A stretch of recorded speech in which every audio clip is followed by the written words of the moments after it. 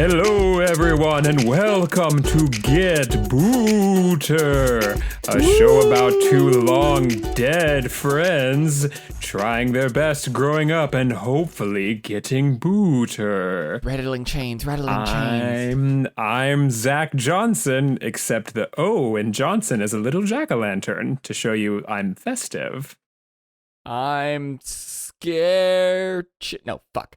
Sam Scary. Ooh, that's good. Speaking of scary, I have a beef with our listeners Oh, okay. because This is our special past Halloween show, where we're recording it before Halloween, but the listeners will hear it after Halloween. It is our yearly tradition, our after Halloween special. Of course.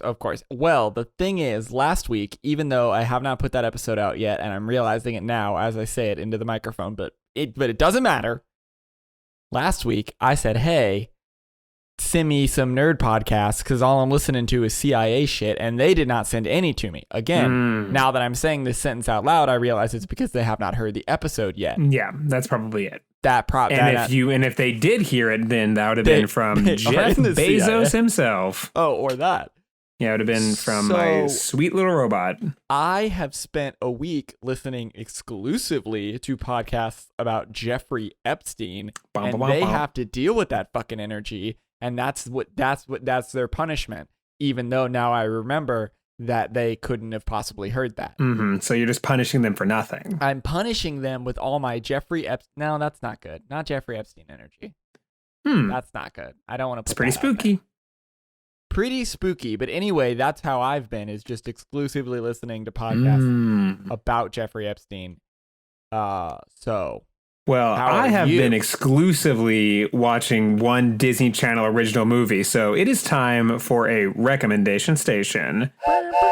And honestly, this might get into I hope this doesn't go as long as the Casper one, but this is going to have a lot of the same energy.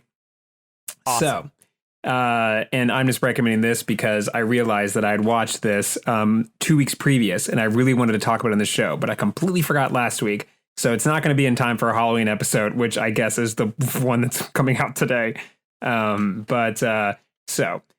I'm going to tell you about the 1999 Disney Channel original movie, Don't Look Under the Bed. Oh. Are you familiar at all with Don't Look Under the Bed? I have seen it, and we talked about it on an episode.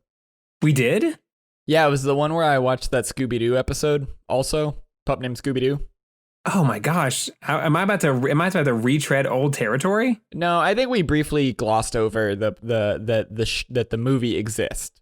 Okay. That the movie existed. Well, hopefully I don't, we're going to get a lot of new listeners from this one, obviously. They're going to come in for the Don't Look Under the Bed sort of mantra that we have going for us. But I just wanted to just talk about this movie because I just recently watched it. And boy, oh boy, is this thing a damn masterpiece. So, okay. What do you know about Don't Look Under the Bed? Well, I've seen the film, and I know that from what I remember, it's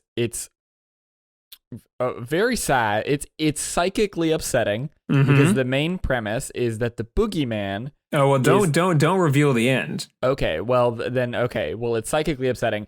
A girl and her imaginary friend have to fight against the boogeyman, which is the monster underneath her bed.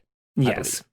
So a couple things about this movie. One, it's perfect. Two, it is way too long. How long is it? It is an hour and a half, but it feels like 5.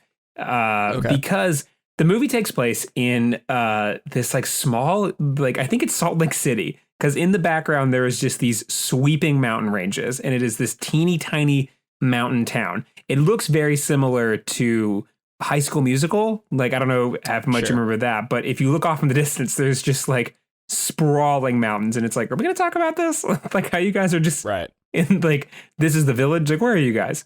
Both films funded by the Church of Mormon, allegedly. Really? No, I made that up. Okay. Allegedly. Yeah, you're right. Yeah, parody. So the story starts with this girl who is playing I think she's playing a 13-year-old. She's very clearly in her 20s. Sure. Her name is Frances Bacon.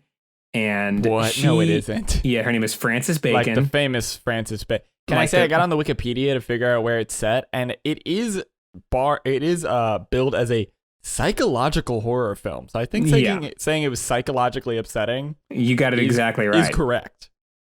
It looks like it's filmed in Ogden, Utah, which is there you go. 10 miles east of the Great Salt Lake. So that's pretty fun.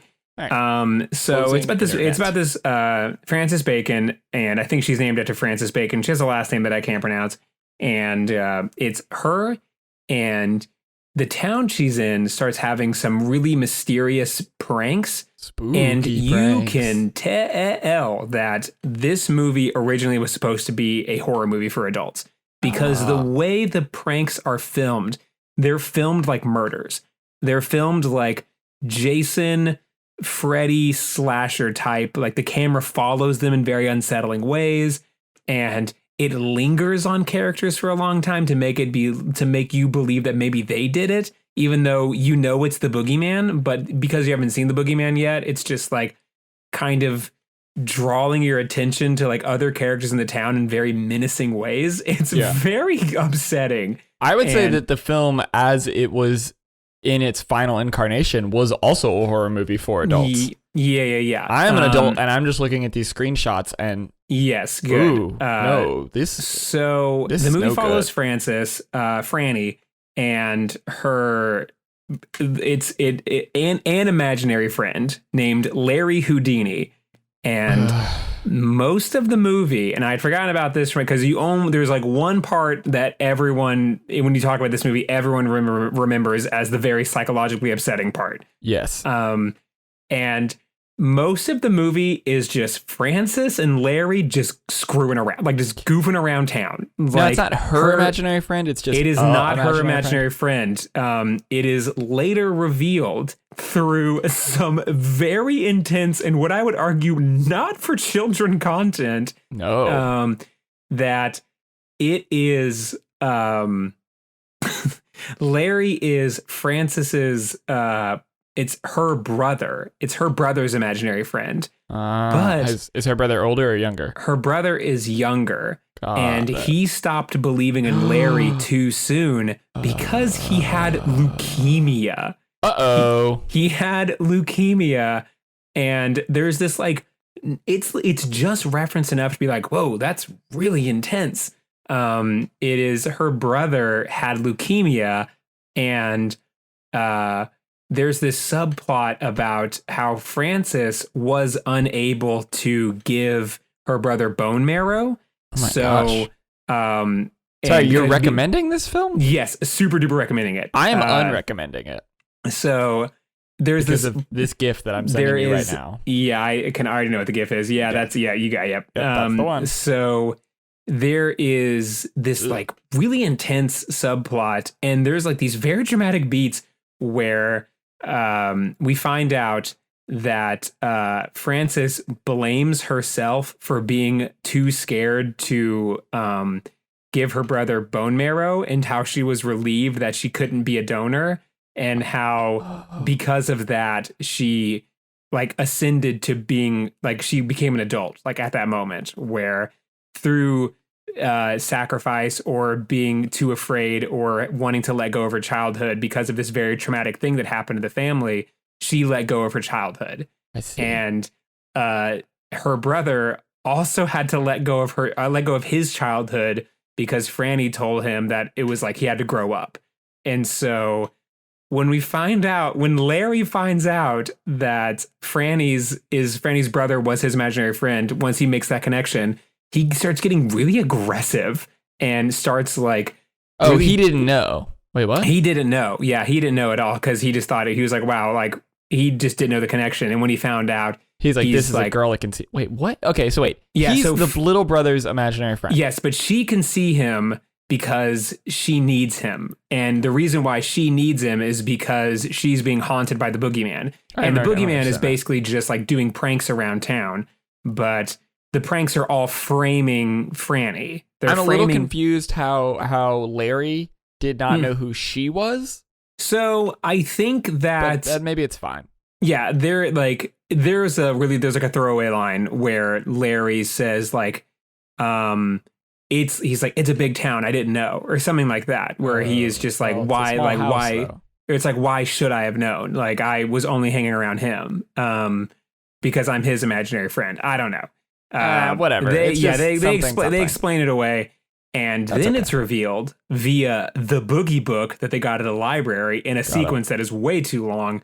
That it is the implication of the film that everyone remembers, because this is what I remember, of course. The boogie book reveals, and this so is horror. does. By the way, what you're about to explain is like, people talk about Goosebumps. This idea from a kid who thought he was going to get superpowers at 13. This is the most. I'm not going to say traumatic, because I feel like that word is overused. Yeah. When it comes to like dumb shit about TV, not actual trauma. Mm-hmm. This is the most psychically, like, I feel bad. Like, I don't feel good. This is bringing up some bad feelings. It is not a good concept. It is such a horrifying and creative idea, and it's kind of wasted in this movie. No, it's great. I mean, it's good. It's a good concept, but it is horror. Yeah, it's children. Like, so that's why I think that like this idea, he must have like sold it to Disney Channel or something, because he couldn't get the rights for it, because this idea, one, is genuinely creative and also just so scary. It's a good idea, but it is I cannot think. I mean, it is a horrifying idea for children. Anyway, so here's the idea. If people haven't seen the film, spoilers. It is revealed that a boogeyman is made when a kid stops believing in their imaginary friend. With no asterisks, with no like too soon. Well, no, it is too soon, because the brother stopped believing in him too soon because he had to grow up too fast. I feel like, honestly, you've lifted a weight off my shoulders, because my impression of the film was always no matter what. Like, no. So you've been spared. Okay. That's what I was. You are going to grow up. You have to stop believing in them eventually. Yeah. All kids can see Larry Houdini, and all kids can see like other imaginary friends. And so whenever a person stops believing in them, it's like the Fairly Odd Parents. Like, they just get assigned to a new kid. And so they get assigned to a new kid. And it's much less terrible than I remember. Yeah. But it's still like Larry, this character who's like really goofy and silly, starts transforming into a boogeyman over the rest of the film in a very terrible way. And just like, shout out to the makeup department. Like, just look up some of those pictures of like Larry. Like, there's one of him like crawling along the floor. It's the main pictures. You'll see more of those pictures before you see regular psychically Larry. Upsetting, because the entire time Larry's just a really silly, happy-go-lucky sort of guy. And then all of a sudden he's like, really, really selling it that he's like a scary monster. And he does not want to do this either. That's the other thing, is he doesn't want to become a boogeyman. No, he does not. Yeah, he's like so mad at her because he wants to be the imaginary friend of the little brother. And there's this sequence where like the little brother's name is Darwin, by the way. All the naming sucks. Let me say, for a film that seems good, all the naming sucks. The one thing about this movie that I will kind of applaud is there is definitely an art direction that takes place in a very meaningful way. Like, with a lot of like made for TV movies, or like especially Disney Channel original movies, it's kind of like they'll just hire like a run and gun director, but there's like an incredibly high influence of Tim Burton art in this. Yeah, like. The moms are dressed in like, they have cat eye glasses and they're wearing like polka dot skirts, and how like Beetlejuice was like, when is this movie? Like, it's kind of has that vibe to it. It is very similar to that. I will say also, the writer wrote 2 episodes of the Beetlejuice animated television show. Oh, okay. Well, there you go. And there is a sequence where it's just the parents talking, and both the parents are psychiatrists, and they're just speaking to one another, and they're talking about like psychology and like children's psychology. And it goes on for a very long time. And I'm just like, what is happening? Like, genuinely, what is going on? How did this get made? Like, why is this scene in here? Why is it so long? Like, and there's this part where the principal comes over for dinner, and like, she gets tricked into eating a sock, but it's like played as this like sort of Frasier type comedy. And it's just very strange how it's like the adult that would be into this are also like adults that are like into Tim Burton. And so the rest of the movie, it's like a sanitized version of that. And you like, it just feels like if the director had his full way or whomever had this idea, it would have been like much more fantastical and much more like we're in a weird parallel universe where like this is happening. Edward Scissorhands came out in 1990, so I would say probably an influence. It has a lot of that vibe.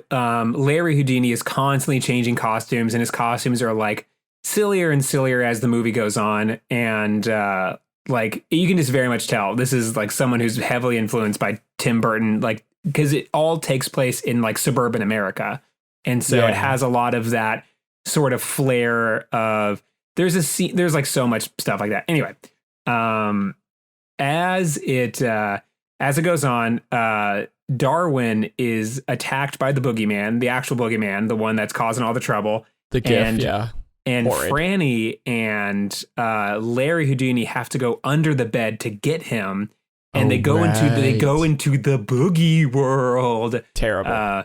And it's like everything is designed like it's a big version of things that are under the bed, which also is kind of like creative and silly, and like a Tim Burton like Beetlejuice when he's in the little model and everything is like there's like a big fly or there's like a big Zagnut bar.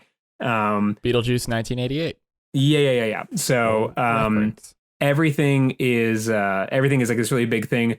Da. We go on farther, and then there's this like thing that is like alluded to the whole time, which is like, man, Fran, this like boogeyman really has it out for you. And Franny's like, yeah, I don't know why. And then there's this scene where Darwin goes like, did you have an imaginary friend? Then she pauses and she goes, no, I never had an imaginary friend. That's like for kids. That's a kid thing. And he was just like, okay. And then they go under the bed. They meet the actual boogeyman, and the actual boogeyman is for real terrifying. Terrifying. It is this two adults, me, an adult, right now, looking at pictures of that is the gif I sent Zach. For real, his like cowl is like animated, like not cartoon, but like animatronic. Yeah, and it is for real 2020 fucking terrifying. There's this sequence where the boogeyman grabs Darwin, who's in a sock, and he threatens to throw Darwin like off a cliff. It is so unsettling. And then Darwin believes in Larry Houdini again. They think the day is going to be saved, but the boogeyman gets the upper hand. Right. And then that's when Fran figures it out that the boogeyman is dun dun dun her old imaginary friend that she got too grown up for and turned into a boogeyman that is since now terrorizing her. She got too grown up for because she wasn't willing as a child to do a very painful bone marrow transplant for her brother with leukemia. Yeah, that experience made it to where she became an adult too fast. And created a horrible monster that is now terrorizing her. Yes. Did this win the Palme d'Or? Is this what I think so. It is like... It sucks. I mean, it's good. I'm not saying it sucks, but it makes me feel bad. It's such a like a silly little concept. But anyway, like the power of love like gets it to where that they... the boogeyman, whose name is Zoe... Zoe and Fran are reunited, and then the movie ends. Does he turn back? He turns into her imaginary friend, who is like this blonde British girl. And this is not what I remember from the psychic scars of this film. I feel like most people just remember the scene of Larry turning into a boogeyman. It's like ruh-roh. The basic concept, because it's like it instills so much guilt in you if you're a kid, because it's just like, I don't have an imaginary friend. There's I some must have being in infinite torment because of me. Like there is like basic stages for children growing up, which is like baby, and then a period of time where you're like, I'm not a baby anymore, and then like all you want to do is like be a grown up, like everybody, like I'm grown up, that's who I am, and that is like a very natural and normal process for kids. Is they're just like, they want to be seen as not as an adult. They want to be seen as a teen, I guess, but like they don't want to be viewed as a little kid, as a baby anymore, right? That's like total little kid psychology. To put out a film where it's like, you know, all the things you used to love and cherish that actually you're ashamed of the fact that you still love and cherish. Your shame about those things is killing those things in infinite torment. Like, and I've spoken about this a little. This isn't serious. It's fine. It's like very normal little kid feelings, but like I felt like tremendous shame about liking cartoons when I was like right about after I realized I wasn't getting superpowers. Like, you know what I mean? Like, I loved cartoons all the way through. Now I'm an animator, but like I just was like, no, that's for little kids. That's not me. If I somehow came to believe that like cow and chicken got sent and like chopped up and fed to people because I stopped watching the show or something, you know, whatever the equivalent is, like it's just like what, like because of that like shame component of like you still like it because like you're like Darwin's age, who I think is like, you know, 10, 11 or whatever. Or your friends, although by the time you're 15, 16, you probably actually are just like a teenager and you are concerned about this. But that like tween, you still are a kid, but you're really ashamed of it and you're trying to prove to everybody that you're not a kid. And just the concept that shame is killing the things you love and that and killing your innocence. Well, not even that they're killing it. It's just like it against their will. It's against their will, like turning them into a monster. A living hell of your making where the things you love the most are tormented forever. It's fucking horrid. It's a horrible idea that really is upsetting to me. Yeah, it is. What a good idea for a movie. It's clever. Yeah, it's it is like horrid. Yeah, just like the avenue with which it became a movie is incorrect. Like, it should not have been a Disney Channel original movie. It should have been like a short story. It should have been a short story that no one reads. Like, that was the proper way to do it. Like, write it in a book and throw that book in a volcano. As an adult, that idea is clever because it's like, oh, wow, what an interesting way. But as a kid who is actively going through that transition, it's just like, like, holy shit. Well, it's like, because as an adult, because then like if that movie truly impacts you, like if you are like old enough to grapple with the terms of that, then it's like, I have to go get all my stuffed animals and bring them back out and live in a Peter Pan type universe, like reality. That's because what it is. If I don't do it, how am I to know that my beloved stuffed animal Timba is not being tormented forever in this weird ass imaginary friend hell? This is under my childhood bed. This is so I had a lot of stuffed animals when I was a kid. Big surprise, really. The guy that anything about me, I just would play pretend, right? Like I would play pretend. I'd watch cartoons. I had stuffed animals. Again, this is like young. This is like when I'm a kid. But we didn't like throw them in a fire. So they were like in a box in my closet. Hell, they're probably still in there. You know what I mean? It was just like, oh, when I outgrew it, it was like, okay, well, I don't know, whatever age. I'm, 8. I'm not going to play with stuffed animals anymore, but I'm not going to throw them in the garbage. So, like, we'll just put them away. The idea that those stuffed animals that I spent my, like first memories loving and spending time with are in eternal torment as a 27-year-old man is upsetting to me. Like, man, I cannot recommend this movie less. No, I recommend it fully. It is horror inside of me. Yeah, it is.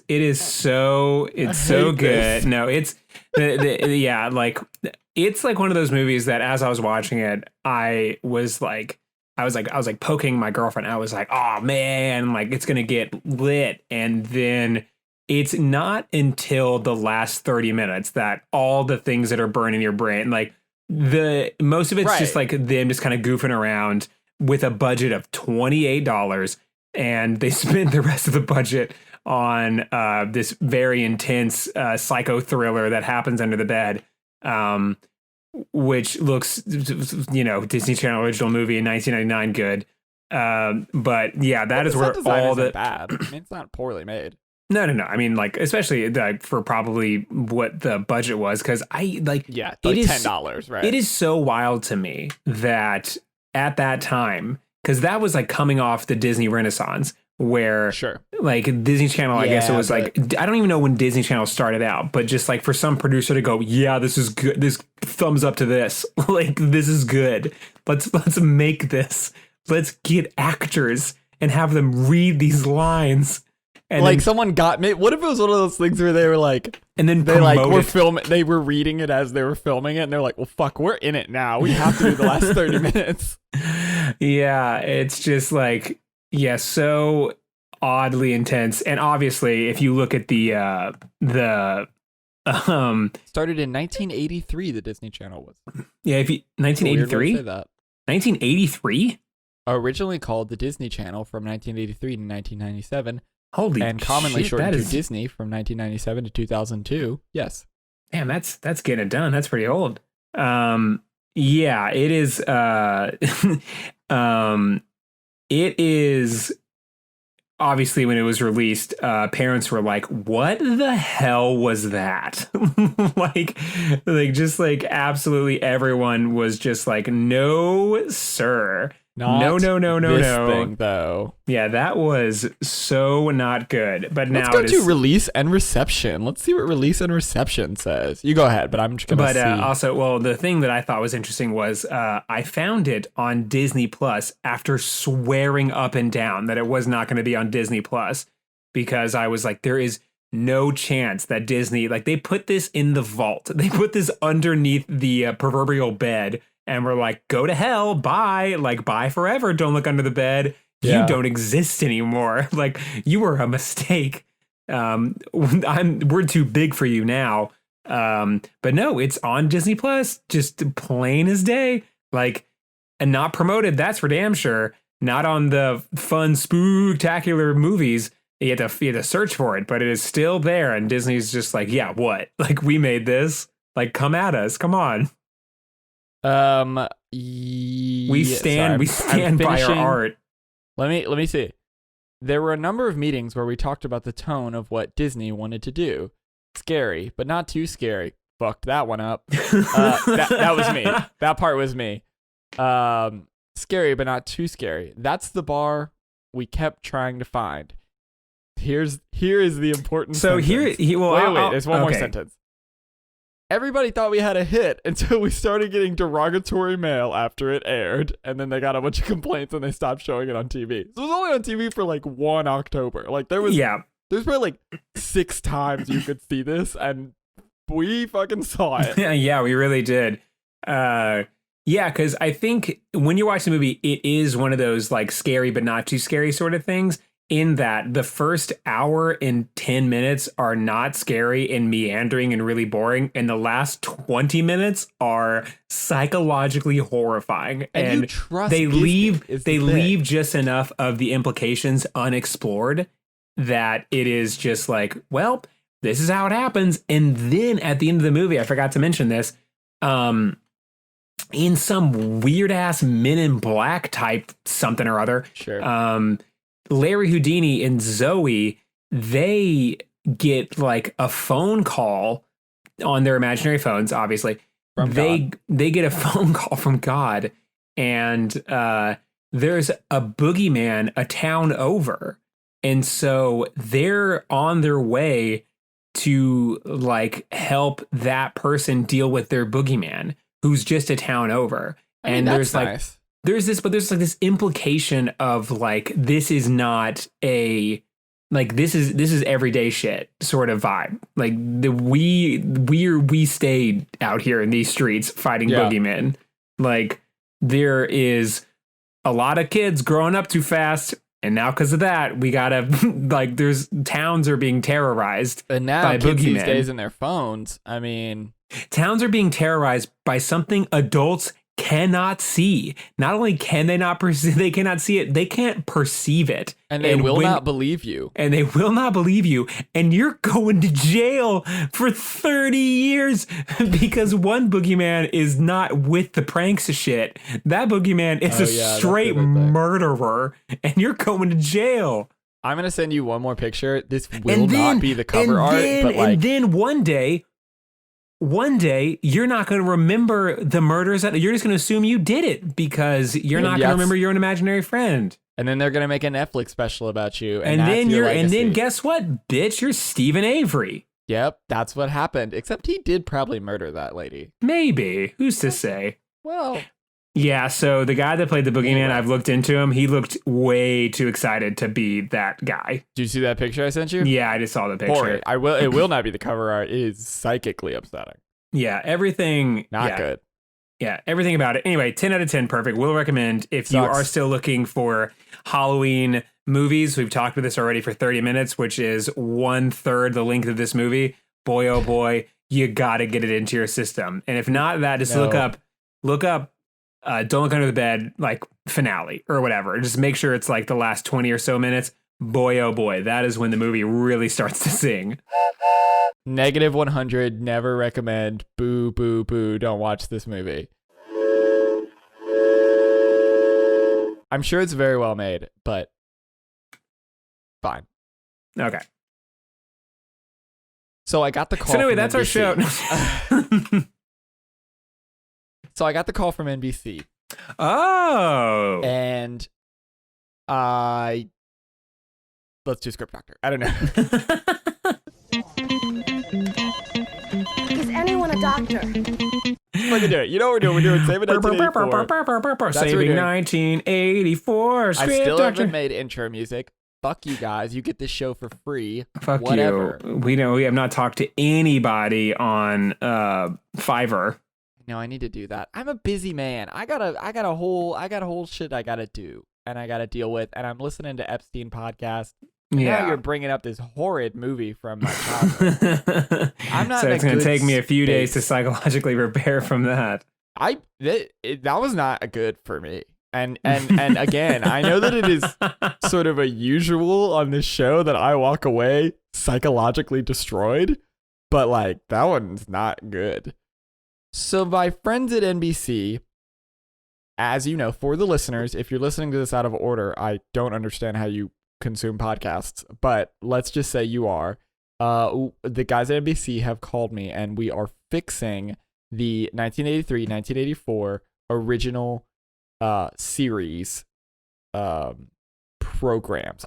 Every original series they put out in the year 1984, they did get canceled after one season. Of course, the only rules, we cannot give them superpowers, and we cannot do some of them big already have team-up. superpowers. They do. Actually, in fact, a lot of them already have superpowers. Let me send... You know, it's funny. I really commend you for your curation of this list because... It's a good list. I was trying to find... I did some cheating. And I tried to find the other things I thought would be on this, and I came up with nothing. Like really? I found Mr. Smith, and I found she sleeps here or whatever. Jennifer slept here. But like the other stuff, I was searching like cancel TV shows and like the whole thing, and then my Google was just like, brother, what are you on, my man? Like I don't know. Oh, you know what? Follow up for Script Doctor. Did I tell you that the Mr. Smith sliding puzzle did come in? Yeah, you showed so I it to do me. own that now. Yeah, dude, man, take that, you fans. That we're gonna get rid of. That's gonna be in a giveaway one of these days, and we're just gonna chuck it out onto one of you guys. We'll have a live show, and I'll just throw it at one of your heads, and then you'll be like, "What is this? I came here with someone." I'm being very confrontational to our fans today, but I'm in a bad space. Oh yeah, because of the Jeffrey Epstein. Because of the boogeyman. Oh, also the boogeyman Jeffrey Epstein. Mm-hmm. Yeah, which is same sort of deal. Yeah, dude, you should listen to True or Non. I think that's where I'm busy. You already up. sent me some cyclically upsetting stuff about Axiom, so I'm kind of on that shit right now, and Axiom. that. Yeah, the thing about the sex cult. Oh, Nexus. Oh, what? No, Nexium. Nexium. Axiom. Wait, what? Forget it. Yeah, that thing. Yeah. Did so I I'm send already you that podcast? Yes, you sent it to me. Did you listen to it? I did. Shit's wild, huh? Yeah, it's pretty wild. And did I send you the MK Ultra one? No, I did not. I'll send that one to you too, man. It's been a weird 2 weeks. Absolutely not. I have to. I'm backed up. I'm listening to this one about George Bush and 9/11. I'm backed up. Oh shit! Have you heard Blowback, the one about the Iraq War? No, I have not, and that's fine. Let's do Script Doctor. Send me this thing. Send. Okay. I don't need. Okay, this is of course the 1983 to 1984 television show. 8 episodes. You guys know the drill. Tragically cut short after 1 season. It is called Manimal. Okay. And it is an action adventure television show where Glenn Larson can turn into animals to solve crimes. Cannot be a superhero, even though he is already one in the show. How are you finding I think we get an these? exception because he is currently a superhero, so I feel like I don't know. I mean, in some way, Jennifer is also kind of a superhero, and Mr. Smith is definitely a superhero. But the thing is, we cannot combine them into a universe. What I'm saying is he's already fighting crime in this television show. The rule is that we cannot turn them into superheroes. Let me get this out of the way. Dr. Dolittle, obviously, or The 100 Good Deeds of Eddie McDowell. Already done that one. I just want to get those out of the way. Yeah, you're right. Good way to stop me on that. And also, just one more thing. What's up? Manimal turns into an orangutan and has a mimicking voice of Mr. Smith. That's it. That's the only thing. Okay. Because you know that we are on the low, joking but not joking, writing a comic book series about these stupid fucking shows. Okay. Yes. So for the nichest audience in the world, audience. Sidebar, because we're already sidebarring a lot in the Script Doctor. I think the main antagonist to Mr. Smith should be, he'll find out later because he got the smart juice. I think he finds out Bobo got the strong juice and now he's gone insane because he's Cha-Cha, remember? So Bobo is also an orangutan and he got the strong juice. So he's like a big, like kind of a Hulk or like who killed Superman? Spoilers. Doomsday. Doomsday. He's like a big Doomsday, but he's an orangutan. Maybe. And obviously they're in a plot in some sort of like reverse, like Sherlock's Professor Moriarty is the person that was driving the ice cream truck that ran over Jennifer.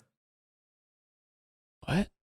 You know how Jennifer slept here? Yeah, got ran over by an ice cream truck. Ice cream truck, but the person that ran her over is revealed to be another Moriarty villain from Sherlock, but you're saying a villain from one of these other. Okay.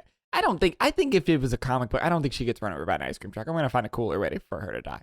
Okay, but that doesn't exist. And TM because it definitely will exist. But don't take it, please. I may or may not be currently drawing comic book covers for these stupid fucking shows, including Manimal, which we need to fix. So he fights crime and turns into any animal he chooses.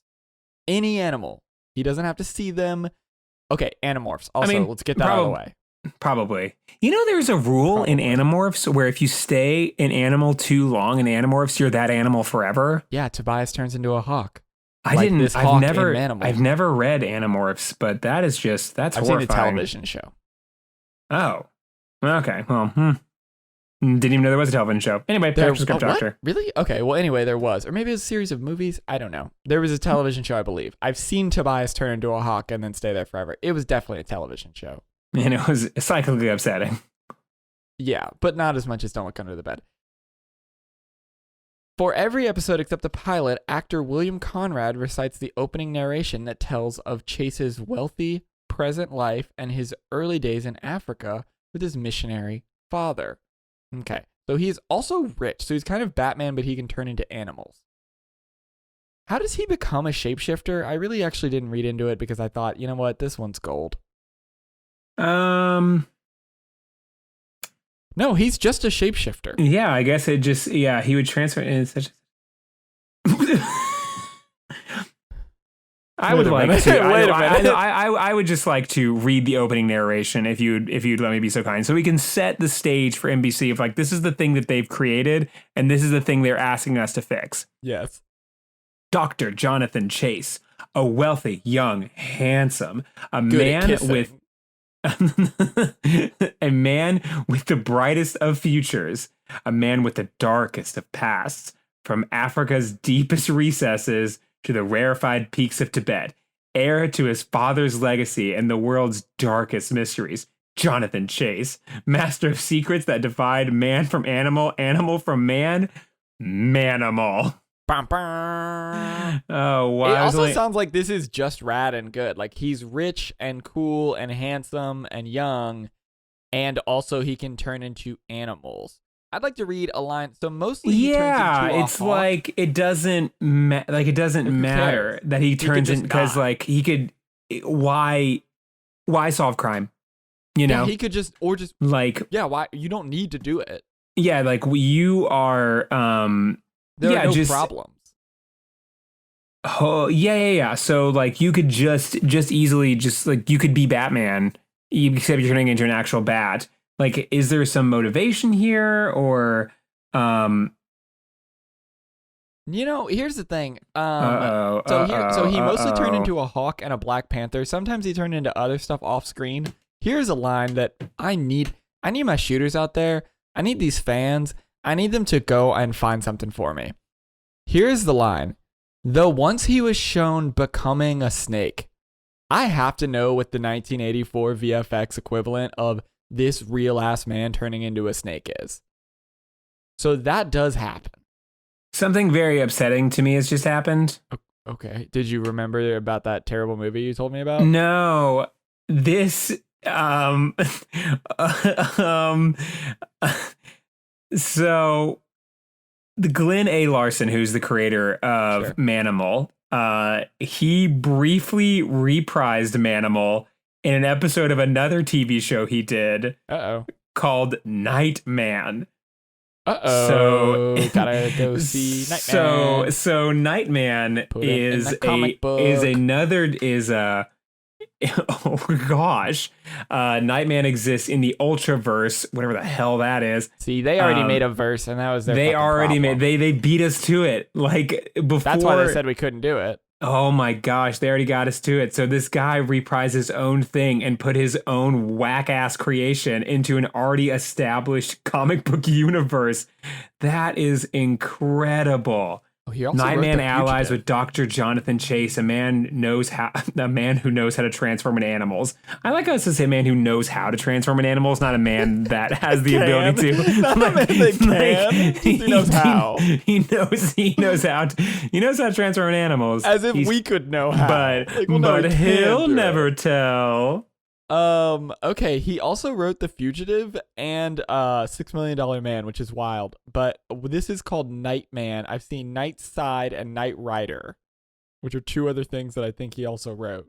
Oh my gosh, this guy's all over the place. We may have to get in contact with him about our secret comic. Nightman, founded 1997 to 1999. So it got 2 seasons. A fictional superhero. What's his superpower? Who knows? Not turning into Manimal, that's for damn sure. Yeah, I guess it doesn't matter. Okay. Click.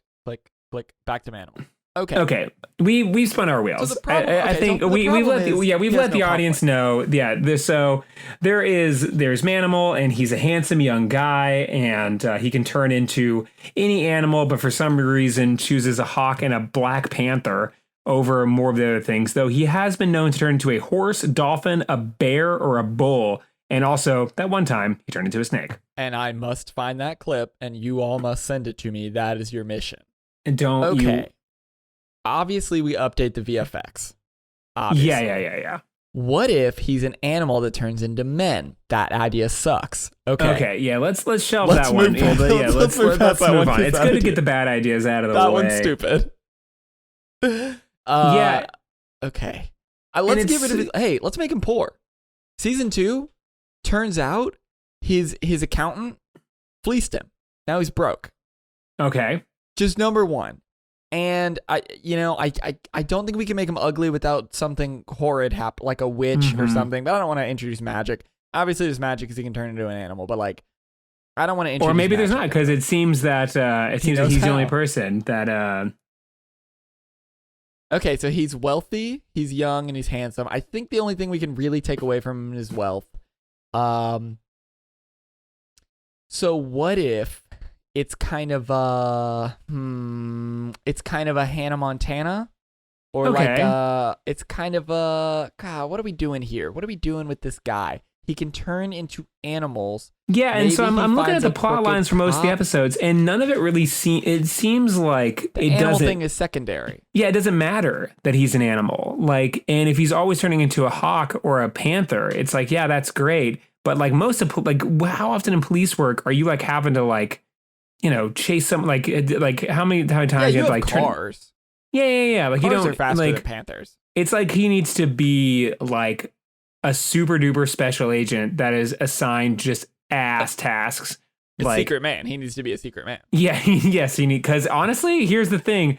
Take what I just said right there about wealthy, young, handsome, a man with the brightest of futures, a man with the darkest of past. Come on. That's what I thought of. I thought of my boyfriend. Obviously, when we're recasting this, we're recasting Frank Dux. We're getting Frank Dux. We're getting Frank Dux in this role. And here's the idea. I have an idea. It's anything to get Frank Dux in a role just to meet him. It's kind of wacky. This is a wacky idea. Okay. We okay, so we get Frank Dux. Yeah. And then we just tell him that he can do this. Sorry, you tell him that he's Manimal? We tell Frank Dux that he is Manimal. Okay. That he is the real life Manimal. But I'm sorry, he's not crazy. He's just a liar. What if we go to a bar with Frank Dux and we tell other people that he's Manimal? Yeah, so he has to.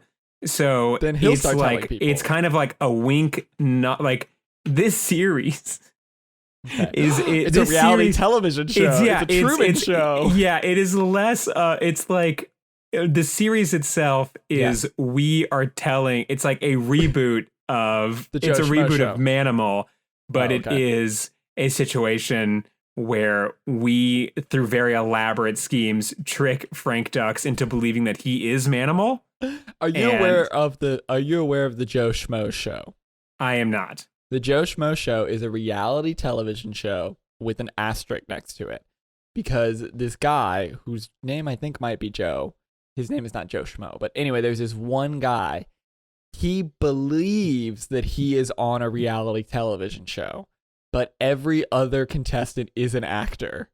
Okay. And he is the only person who is not in on the joke, and it's not a joke, I don't think they're like mean to him, but basically it's this very dramatic reality television show, but everyone is an actor except him. He is the only person that doesn't know.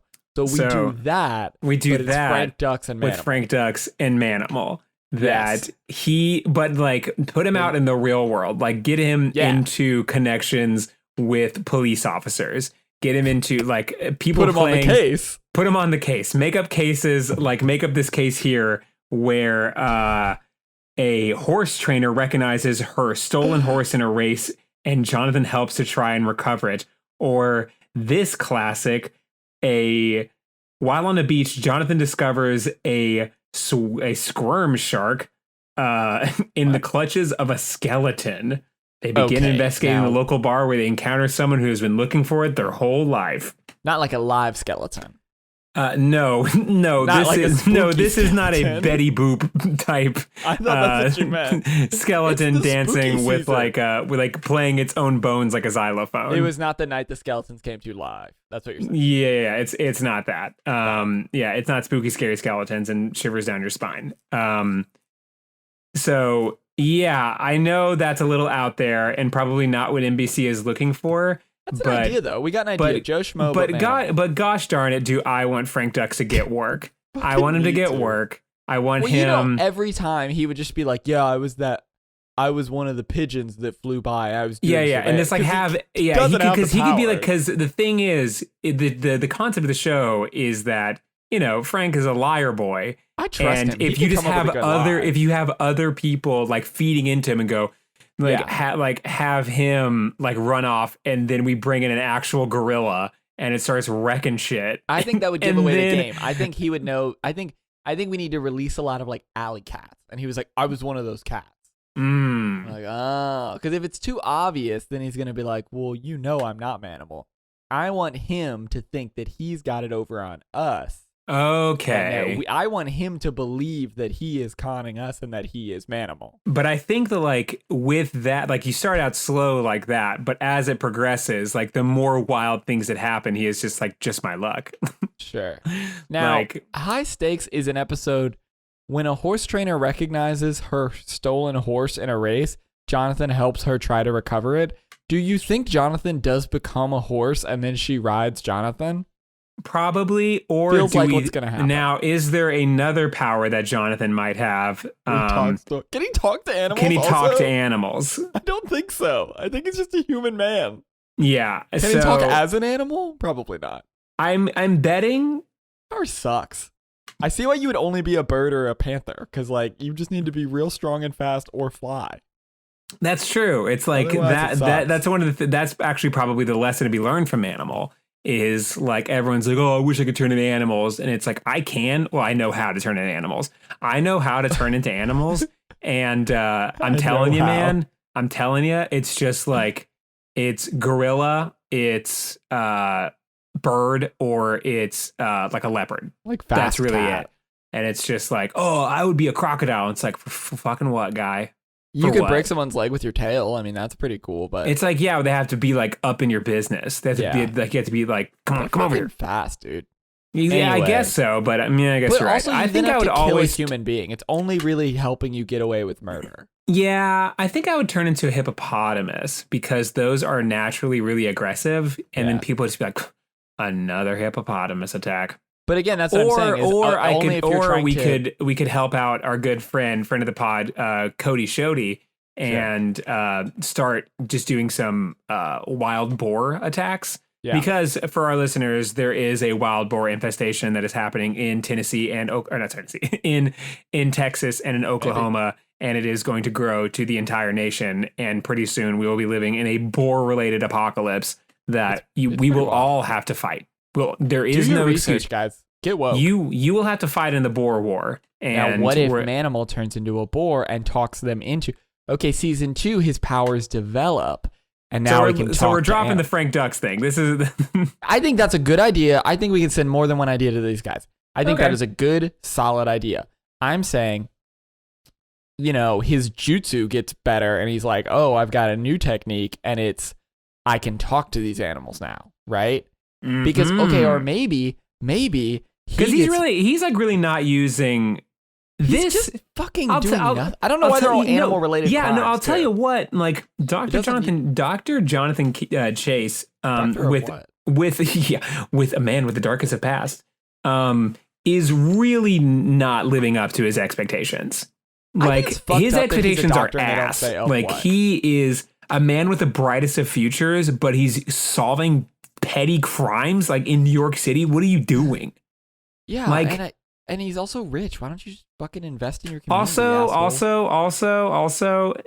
when it says missionary father, do you think that maybe there's some sort of Liza Thornberry bullshit happening here? What is Lineberry? Like Eliza Thornberry, like she can talk to animals because she was fucking like given the power by like a shaman. Like, it said missionary father, and like I was just like, that's really, but like probably just like, hey man, you really did me a solid. I'm gonna make it to where you can turn into animals. So that is a weird. Two details that stick out to me. He's a doctor, but he doesn't seem to be like a doctor of medicine. It's unclear what he's a doctor of. And he's a doctor of zoology, and he just like, I swear to God, like all he'd have to do is walk into the classroom and go, I'm a hyena. And they go, here's your degree, brother. Here's your degree. But also his dad is a missionary, which seems like a very weird detail to put in there. Yeah. Because like if his dad like worked at a hardware store, would you mention it? Yeah. Like that's an honorable position. Like no shade to hardware stores. Like, you're the backbone of our community, but like I feel like it wouldn't come up in the opening of the show every week. Mm-hmm. Yeah, and it's like, another interesting thing. Maybe we're just dissecting this. We're dissecting the show now. It says that he is he's heir to his father's legacy and presumably like super rich because of that. The gospel of Jesus Christ? What is it? Yeah, what is that? What does that mean? What is it? What is like what? Like what? Yeah, what missionary is throwing down stacks like of Billy Graham? Well, no, it could be his legacy. I mean, it's his legacy. So it's just like I guess if you were, but a it's really like good if my mayor, dad would like legacy. if like it's like I'm not withholding. I mean, whatever. Like I don't have the. Like I'm not my dad's legacy of being an artist. I'm not doing that. I don't know. No, but if you were, it wouldn't have to be that he was super wealthy. It's the just only like, way if it your said dad's this is because his famous. dad is super famous. His dad has to be super famous or super successful, but his dad is a missionary. So like, again, I'll say it again. Is the legacy the gospel of our Lord and Savior Jesus Christ? Like what? Why does it? What about his legacy? What do you have to do?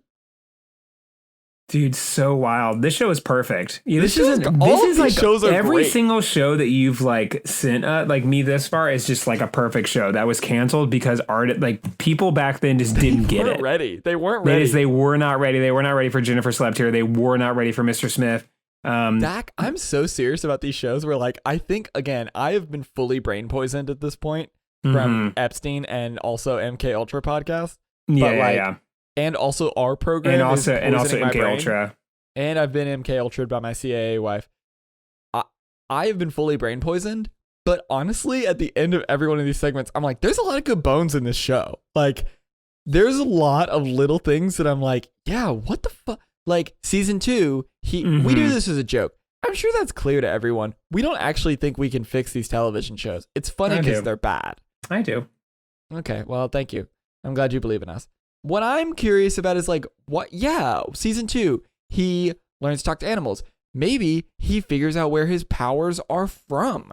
He finds out, and it is something upsetting. And maybe his dad wasn't who he thought he was. Bullshit and like Dexter's Lab or the serial killer one. Dexter serial killer. Like he's like I'm gonna use my very specific set of skills to solve crime. It's like why? Do something else. His skills are not super helpful for solving crime. I feel like it becomes. But then again, like what is what is helpful? Yes, like because I feel like you do a TED talk, but like what are you TED talking? You're TED talking like, and this is me as a bear, and it's like tight dog. This is me as a dog. Here's what I'm saying. Season 1, he is like, I'm going to fight crime, but also I'm a panther. Whatever. Right? I don't know all the bones of this, but something happens. Maybe he gets a clue about his dad. His dad dies. And then there's a mysterious guy at the funeral. And this is how we end season 1 and we start season 2 where it's like the mystery about his dad. So he goes back to Tibet. He goes back to Africa. Starring Eddie Murphy, he does. Is that an Eddie Murphy movie? Coming to America, not back. Coming to America, yeah. Not back from Tibet. Anyway, so he does that shit, right? And then we get into like he figures out that his dad wasn't really who he. So we rework season 1 where he like really reveres his dad, and maybe his dad's an explorer, not a missionary. Because again, I feel like we don't have a lot of legs with that. Like he's a. I mean, again, I guess it's like a bad religion thing. You can do something with that. So maybe he finds out that he wasn't really being a missionary. He was studying dark magic. Something. This is how he gets his powers. Here's what I'm saying. Yeah. We give this a good 4, maybe 5 seasons, right? But where we end up, and I don't know how we get there. We need a villain. Unless the villain is capitalism or something, but like we need a villain. But I'm saying we get to season 5, and he is probably lost an arm, probably lost a leg. I don't know, something, some permanent damage, and he has built a farm. And he lives out in the wilderness. And he has all these powers. But he's decided that he's just going to find inner peace. And he's going to stop strife. You know, that's my image for the conclusion is he finally finds peace within himself. And he doesn't turn into and then he turns into a butterfly. No. Well, maybe he explodes into a swarm of butterflies and that's how he dies. I don't know. But he something where like the whole thrust of the show is like he's got to figure out this mystery, he's got to do this. But what he learns along the way is that like you know what, I'll never know, and that just has to be okay. And then he finds inner peace, and lets go of whatever legacy of his father that he was trying to, right? So his father's got some like, you've got to figure this out, and he puts a lot of pressure on him, and that's why he devotes his life to whatever. But then he wrestles with those demons and realizes that he's on his own path and inner peace. That's what I think for the show. Okay, I'm going to totally blow up that everything you just said by reading the sentence that is at the very end of the Wikipedia overview. Fuck. In one episode, he was shown to be able to assume the aspects of various animals simultaneously rather than adopt their forms, such as the agility and speed of a panther or the fast strikes of a snake. Okay, fuck that. Let's just do Frank Duck. Perfect. We'll send it right over. Great.